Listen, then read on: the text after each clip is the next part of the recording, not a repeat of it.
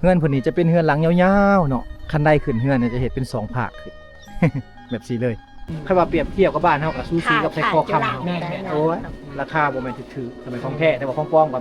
ขายนี่ขายอันเท่าใดอันเบิ่งต้นน้อยใหญ่หั่นนะ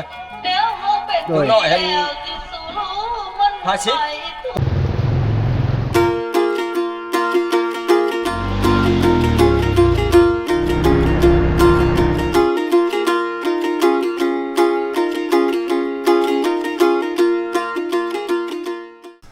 พี่น้องตอนนี้บ่าวโหนดมาที่บ้านตุงโกงไปเทียมหอยเนาะหมู่บ้านตุงโกงนี่เป็นหมู่บ้านที่ว่าใหญ่พอสมควรเลยพี่น้องเนาะเล็กน้อยกันหลายเนาะ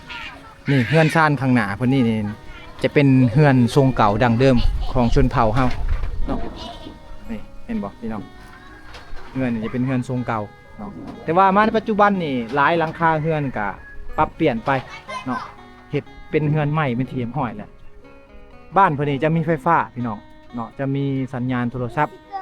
บ่มีอย่างเดียวก็คือน้ำประปาเนาะทางนี้จะใส่แต่น้ำลิ้นพี่น้องสบายดีบันชวนโอ้กำลังเห็นยังอันนี้นะกระด้งโอ้สารกระด้งพัดเขาสารเรียกมือแล้วมื้อนึงก็แล้วโอ้เฮ็ดไวเนาะโอ้ธรรมดาพี่น้องมือนึงก็แล้ว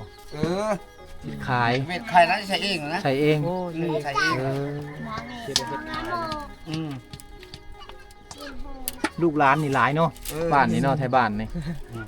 เด็กน้อยบ้านตุงโกงอันนี้บ้านตุงโกงตุงโกงนี่ขึ้นน้ำสมวยบ่แม่นอ่ะโอ้ขึ้นน้ำเมืองสมวยแขวงสารวันบ่แม่นตะโอยบ่แม่บ่ขึ้นน้ำอยู่รูปมันแล้วตะโอยตะโอยอะไรขึ้นไปพุ่นเนาะออกไปสังสารวันพุ่นหมู่บ้านนี่มีจักหลังคาเฮือนไหนโอ้ย100ปลายเลยอู้100กว่าผู้ปาทุกหลายเติบพี่น้องเลยพ่อเด็กน้อยคุณลูกหลานเต็มเพียบเอายางเลาะหมู่บ้านเพิ่นก่อนพี่น้องเลยเนาะ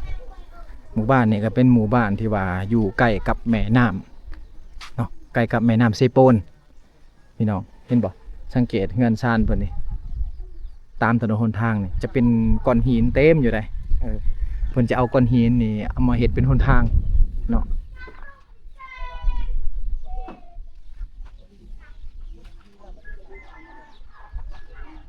เฮือนซ่านเกนี่เป็นเฮือนซ่านแบบทรงเก่าดังเดิมของชนเผ่าพี่น้องเนาะบางหลังคาเฮือนกะยังเป็นเฮือนใหม่แล้วนี่คือเฮือนหลังนี้นี่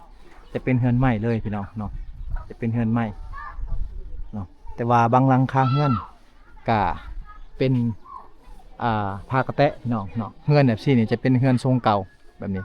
เฮือนแบบเก่าเฮือนแต่ดังเดิมเนาะอายุเฮือนนี่ประมาณ40-50 ปีแล้วพี่น้องเฮือนแบบนี้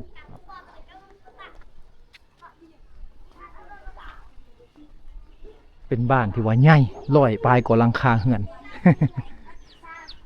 น้ำอยู่นี่เขาจะใส่น้ำลิ้นกันเนาะตัวนี้พี่น้องตัวนี้จะเป็นน้ำลิ้นเนาะน้ำลิ้นเขานี่เขาจะใส่ท่ออัดไว้แบบที่เนาะถ้าว่าเขาโบใส่แล้วเขาก็ปิดเงียนไว้พี่น้องเลยทุกๆหลังคาเฮือนจะมีน้ำลิ้นใส่สบายดีไหมเอ้ย สบายดีโอ้มาแต่ให้แล้วเนาะ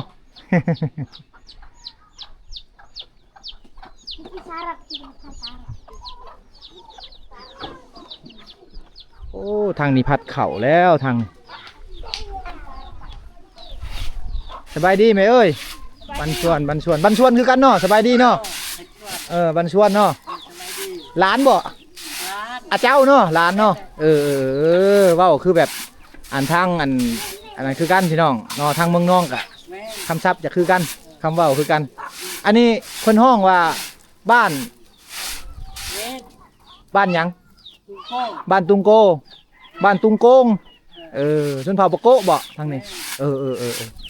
อันนี้เขาให้บ่เขาให้ทั้งนี้ห้องใดๆเขาให้รอปะไดฮะสรอปะไดโอ้สรอปะไดพี่น้องทางนี้ห้องเลยแต่บ่คือกับบลูนี่ จะห้องว่าโดย โดยคือมันบอก โดยเข่านะโดย แม่น ทางนี้ห้องสรอ รอ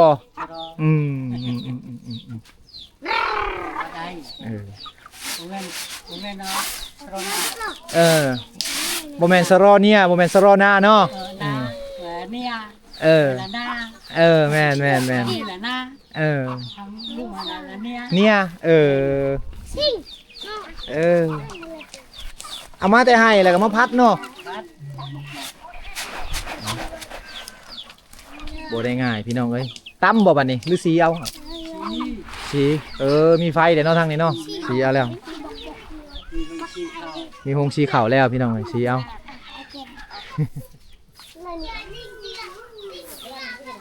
ตายเลย เอาชีวิตดังเดิมบาลีเลยพี่น้องเอ้ยเนาะอีก10 ปี20 ปีข้างหน้าไปนี่เฮาก็จะบ่เห็นแล้วแบบซี่นี่เพราะว่าต่อหน้าไปนี่ถ้าว่าความเจริญเข้ามาอีกนี่เฮือนซ่านเขตนี่จะเป็นเฮือนดินเฮือนปูนหมดเฮือนไม้แบบซี่ทรงเฮือนแบบซี่ทรงเฮือนรุ่นเก่าแบบซี่จะบ่มีให้พบให้เห็นพี่น้องเนาะขอขึ้นเฮือนเพิ่นก่อนพี่น้องเนาะไปเบิ่งเพิ่นสารอนนวกพี่น้องเลยเนาะ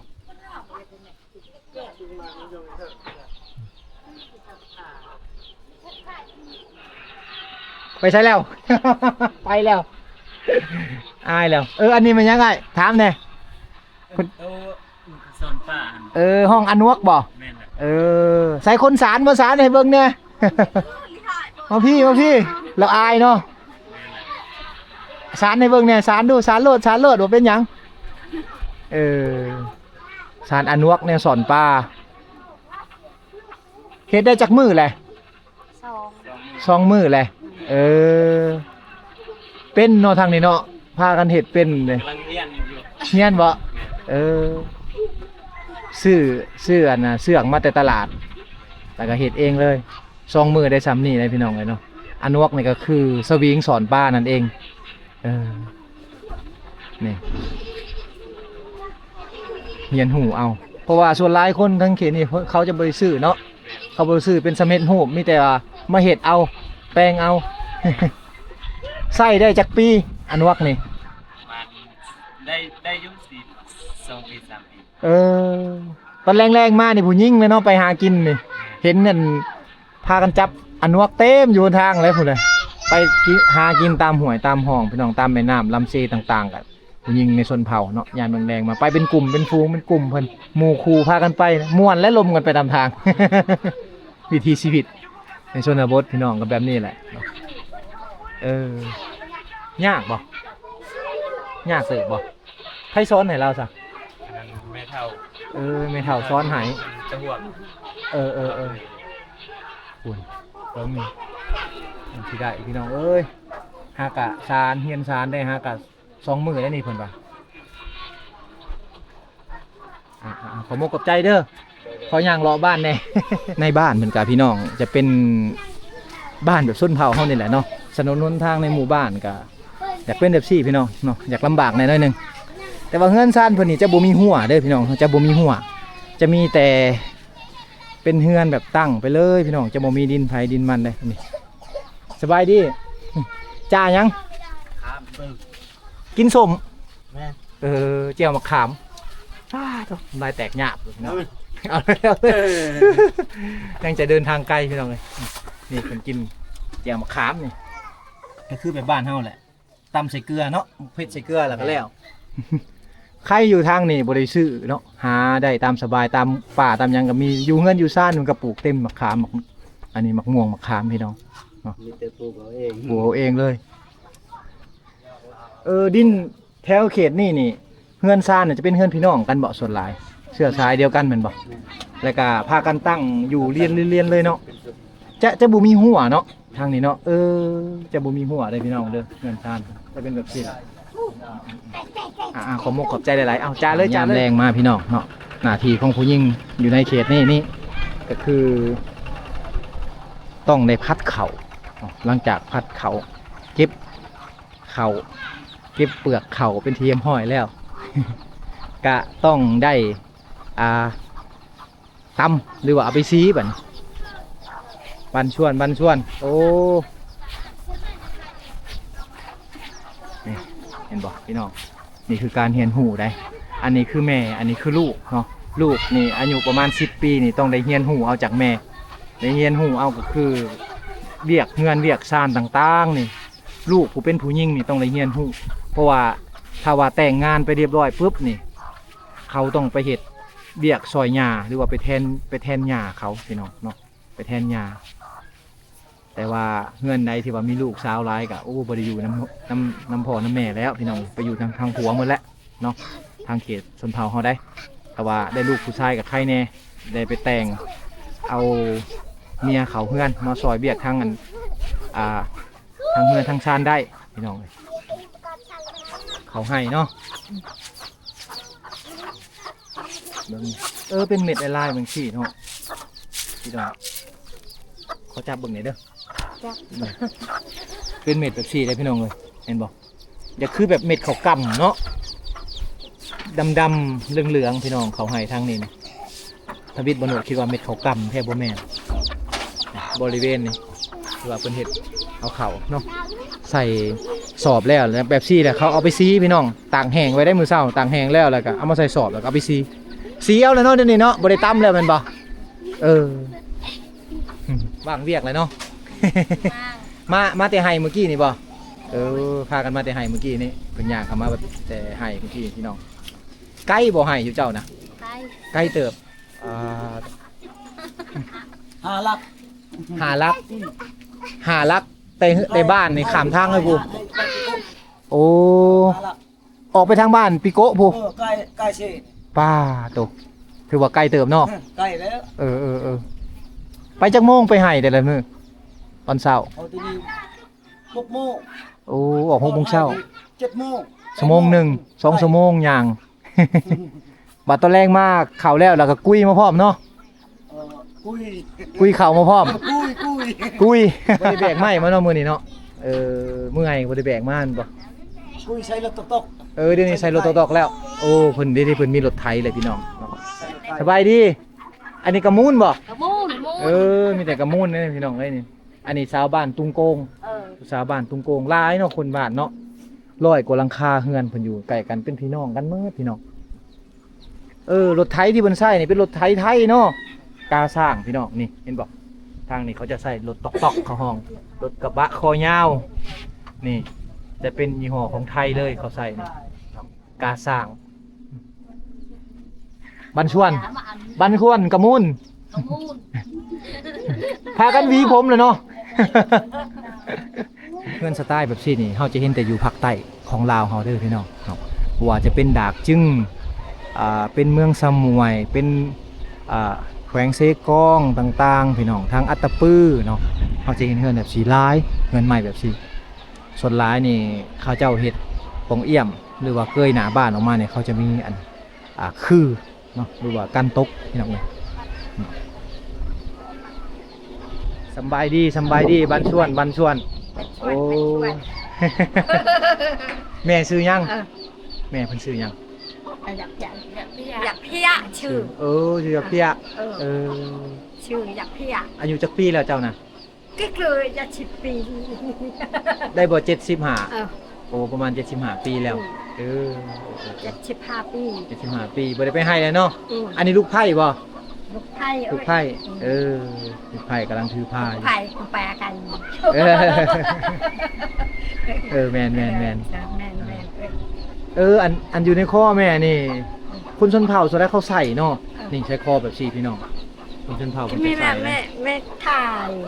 อันนี้เป็นของแท้บ่หรือของปลอมของปลอมแล้วแต่ก่อนนี่ของแท้ละแพงเนาะอันนี้ซื้อในตลาดนี่เห็นบ่อันของแท้น่ะจะเป็นแบบเป็นเม็ดเป็นหินมรกตนะพี่น้องเนาะราคาตัวนี้จะสูงเม็ดหนึ่งก็จะขายอยู่ประมาณ2 ล้านกี่แม่นบ่2 ล้านอันนี้ถูกแล้วอันนี้โมเมนต์ของแท้เนาะก็ได้ละของแท้เป็นโมเมนต์ของแท้เด้อพี่น้องอันนี้เป็นของปลอมเสร็จประมาณ300,000 ป้ายกว่าสบายดีโอ้ห้านเจ้านอนนี่เนาะเป็นห้านน้อยๆพี่น้องนี่ขายคมมาเลยขายมีทุกอย่างเลย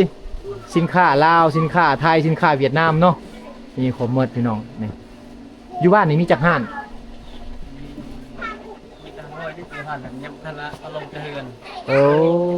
มีประมาณ2ห้านเนาะเอาซะ ต้อง เออ ทำเหตุ เขากำลังเฮ็ดเขากำลังสร้างค่อยขอเขาไปถ่ายทำหน่อยเด้อเอานี่คือเครื่องขายอยู่ในห้างห้านเพื่อนพี่น้องเนาะจะเป็นห้านน้อยๆสำหรับ FC บางคนที่ว่าอยากเบิ่งว่าอยู่ในเขตชนบทลาวเฮานี่เวลาเขาออกไปซื้อเครื่องบ้านใกล้ตลาดนี่เขาซื้ออยู่ไสเขาซื้ออยู่นี่แหละพี่น้องนี่คือเห็นนี่แหละเป็นขนมเป็นน้ำดื่มเนาะสินค้าอยู่นี่จะมีสินค้าไทยสินค้าเวียดนามสินค้าลาวในห้างห้านเพิ่นนี่จะมีหลายๆสินค้าที่มาจากหลายๆประเทศเนาะหลักๆก็คือ3ประเทศพี่น้องลาวไทยเวียดนามเนาะอันนี้จะมีขนมเวียดนามจะมีเป๊ปซี่นี่ของไทยของลาวพี่น้องนี่เนาะตัวนี้จะเป็นของไทยแลคตาซอยแต่ตัวนี้จะเป็นมีเวียดนามพี่น้องเลยเนาะก็ยังมีอีกหลายๆสินค้าที่ว่าเพิ่นเอานำมาขายในหมู่บ้านเพิ่นถึงว่าจะอยู่ห่างไกลจากตลาดจากวางซื้อวางขายต่างๆพี่น้องแต่ว่าอยู่ในหมู่บ้านก็ยังมีห่างสรรพสินค้าน้อยๆหรือว่ามาร์เก็ตน้อยๆเนาะที่ว่าเพิ่นเปิดขายอยู่ในหมู่บ้านเพิ่นพี่น้องเลยลูกหลานอยู่นี่หลายขนาดเลยเนาะอ้ายขอถามหน่อยอันหมู่บ้านนี้มีจักหลังคาเฮือน ราคา116หลังคาเฮือนคนเด้ประชากรเลยนี่ คนหันรวมทั้งหมดหัน700ป่าย 700กว่าป้าพี่น้อง700กว่าคนในหมู่บ้านนี่ คอยละเก็บกันสากล โอ้เจ้าเก็บกรรมข้อมูลเนาะเก็บกรรมข้อมูลอันคนในบ้านพี่น้องเพิ่น700กว่าคนพี่น้อง100กว่า116หลังคาเฮือน แม่น ชุมพรคนจึงหลายนี่แม่นเมื่อนี่ลูกๆหลานๆนี่ ช่วงนี้เขายังพาเวียกหันเขาไปเฮ็ดเวียกมาถึงผู้ใหญ่หันยังไม่แต่เด็กน้อย มีแต่เด็กน้อย ผู้ใหญ่เขาไปเฮ็ดเวียกอยู่ไส นั่นเป็นเฮ็ดคนมั่นหัน โอ้เขาไปกลมันช่วงนี้กลมันขายเนาะช่วงนี้เขากลมันขายผู้ใหญ่เขาไปเฮ็ดอยู่สวนอยู่ไห้ยังบ่ทันได้มาบ่แม่นเขาไปรับจ้างได้พี่น้องเขาไปเฮ็ดมันซอยกันเนาะทางนี้แห้งซอยแห้งแม่นบ่ แม่น ทางนี้แห้งซอยแห้งกันบ่ได้จ้างกันพี่น้องเนาะเอานี่แหละก็คือวิถีชีวิตไทยบ้านอยู่ในเขตทางบ้านตุงโกง แม่น แขวงสารวัตรเมืองสมวยเนาะ มึงตะโอย เมืองตะโอยเอานั่นขึ้นตะโอยบ่นี่ แม่น โอ้ แล้วมาแต่โดนลุงหันตะโอยโอ้ แต่ผู้สามหลักหัน แต่ผู้สามลักหั่น แม่น แต่ผู้อยู่เทึงลงมาฮอดพี่ ผู้หันเด้ ผู้ตัวนั้นฮู้แหละผู้ตัวเขาเฮ็ดทางใหม่ แม่น ลงมาแล้วห้องตะโอย อืม ถ้าประขาดไปพุ่นมันสมวย สมวย เฮือนหลังนี่น่าจะเป็นเฮือนที่ว่าครอบครัวใหญ่เติบพี่น้องเฮือนเพิ่นนี่จะเป็นเฮือนหลังยาวๆเนาะคันใดขึ้นเฮือนเนี่ยจะเฮ็ดเป็น2ภาคขึ้น แบบนี้เลยเห็นบ่คันใดขึ้นเฮือนเพิ่นได้นี่จะเฮ็ดเป็น2เบื้องขึ้นเลย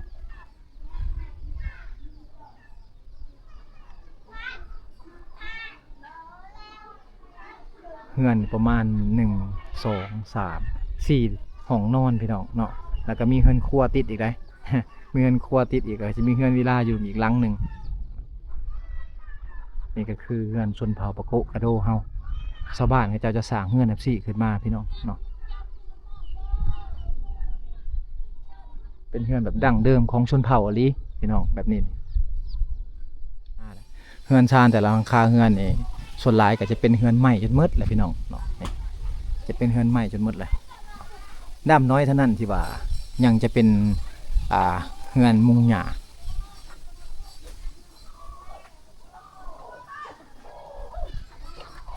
สบายดี สบายดีโอ้ป้านคันไว้เนาะน้ำ น้ำมันขึ้นบ่ป้านคันไว้น้ำมันจะขึ้นมาพี่น้องเวลาน้ำเสียหรือว่าน้ำฝนตกมาโอ้ทางนี้เอาหินเนาะหินอันนี้มาแต่น้ำมันบ่โอ้น้ำยังเข้าห้องทางนี้เจ้าอยู่ไกลไม่น้ำยังน้ำเซเข้าห้องเซยังโอ้เซรามังทั้งหลังนี่บ่โอ้อยู่ทางเบื้องพูนเป็นเซรามังพี่น้อง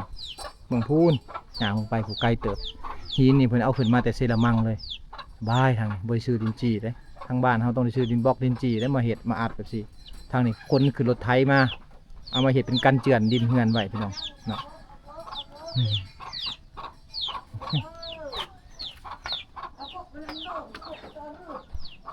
อันนี้เมียนไม้เนาะอันนี้คือไม้ฟืนเพิ่นเอาไว้ดังพี่น้องจนในช่วงหนาวนี่ก็แห้งอึดแมันบ่ทำบ่หามาไว้นี่เนาะเพราะว่าอยู่เขตนี่เขาบ่ได้ใช้ถ่านบ่ได้ใช้อันเตาแก๊สพี่น้องเขาต้องใช้ไม้แบบซี่เพราะว่าคนในหมู่บ้านแต่ละบ้านเขาใช้แบบซี่หมดถ้าว่าบ่ใช้แบบซี่นี่บ่ได้บ่มีพี่น้องเนาะสิ่งอำนวยความสะดวกก็คือไม้นี่แหละที่ว่าเอามาแต่งอยู่ครัวกินต่างๆถ้าว่าบ่หามาไว้ยามนี่จังได๋หนาวนี่บ่มีแล้ว หายากแหละหนาวนี่ก็บ้านเจ้าเราอยู่พี่เนาะบ้านเจ้าอยู่นี่เลยบ่เออบ้านตันดี แต่ว่าเมืองสมุยพุ่นเมืองสมุยพุ่นแต่ว่ามาหาพี่น้องบ่นี่พี่น้องบ่แม่นไปอยู่พัวโอ้อยู่น้ำพัวเฮือนพัวอยู่นี่นี่เฮือนพัวไปว่าอยู่ประจำเลยอยู่นี่นะประจำเลยบ่โหนดเห็นเพิ่นอยู่บ้านพินเซพี่น้องบ้านพินเซกับบ้านตันดีบ้านตังดีบ้านพินเซอาชาวตันดีบ้านตะกัวไปกินน่ะตำแตงน้ำเพิ่นเทื่อนึงคุ้นแหนมเบิ่งดนเติบแม่นบ่เลยถามแม่นอะลีเนาะจื้อกันได้เฉยอีแม่ก็จื้อเฮาอยู่บ่ไปจื้อนี่แหละจื้อก็เจ้าก็บ่ท่วงเฮาเนาะเจ้าทักทายเฮาแม่เฮาบ่จื้อเจ้าได้ทวิตน่ะเฮาแนมเบิ่งเจ้าดนเติบเจ้าบ่จื้อข่อยบ่แม่นบ่จื้อเจ้าบ่แล้วบ่เบิ่งลูกอย่าหลานอย่าคือต้องเลิกแม่เฒ่าเจ้าบ่จื้อผู้สาวเราจื้อบ่เฒ่าแล้วลูกเอ้ยเห็นเพิ่นผู้ละประมาณเดือนก่อน2เดือนก่อนพี่น้องมาเห็นเพิ่นอยู่บ้านนี่บ้านตุงโกงบ้านตุงโกงเวลาอยู่น้ำพัวเนาะอยู่นี่เนาะอยู่น้ำพัวนี่เฮือนพัวอยู่นี่อันนี้ร้านบ่เจ้าบ่นี่กะร้านโอ้ร้านหลายเนาะร้านอันนี้กะพี่น้องร้านมาเห็นกันอยู่บ้านตังโกงพี่น้องบ่โนดบ่จื้อเพิ่นก็เพิ่นจื้อบ่โนดอยู่แต่เพิ่นบ่ทักทายชาวนางโดยเต็มให้มักแตงตำมักแตงเนาะชาวโดยเนาะชาวโดยบ้านพินอาบ้านพินอาบ่แม่นพินเชบ้านพินเชเพิ่นตำมักแตงสุกินมื้อหน้าบ่โนดสิไปแวะลิ้นน้ำเพิ่นพี่น้องเอ้ย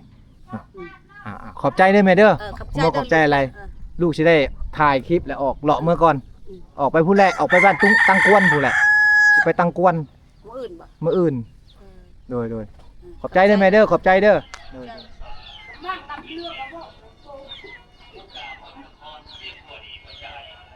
สบายดีมันชวนเว้ยเปิดเลยกำลังม่วนสบายดีเอาเปิดเลยเห็นอยู่เปิดเลยเปิดขอขึ้นไปในเด้อโดยเพิ่นเปิดวิทยุฟังเมื่อกี้นี่พี่น้องเป็นสไตล์หมอลำทางชนเผ่าอะไรพึ่งเป็นหมอลำเรื่องเนาะเรื่องเทคนิคน้ำมันเขาเอาใช้ตรงนี้โน่นพอเราฟังกันหมอลำเรื่องเจ้านี่บอกพี่น้องอยู่ทางเขตชนบทเฮาผู้เฒ่าผู้แก่คนจะฟังหมอลำเรื่องจังซี่เนาะนั่งฟังกับเมียเนาะอันนี้กับเมียเพิ่นเนี่ยแม่เจ้าแม่นี่อายุจักปีแล้วเพิ่นอายุจักปีแล้วนี่เหรอ60 ป้าย60 ป้ายพ่อได้ซะพ่อ83โอ้ห่างกันเป็น20 ปีค่อยแตกต่างกันเด้อายุผู้หญิงกับผู้ชายเนาะต่างกันอันนี้เฮ็ดหยังอันนี้น่ะอันนี้ชั้นกระติบเข่าโอ้งามเนาะงามเฮ็ดเป็นอาชีพตัวนี้เป็นอาชีพเอาไปขายบ่หรือว่าชอบแล้วขายใส่เองหมู่ไปชื่อ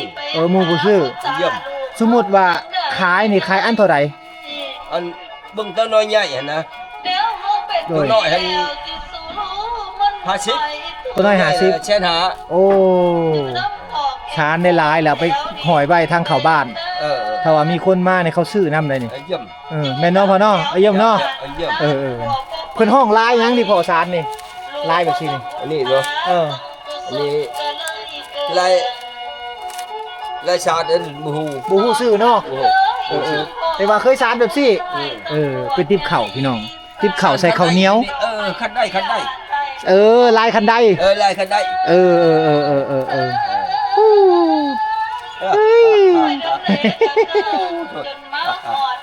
ติดต่อ น่าเห็นบ่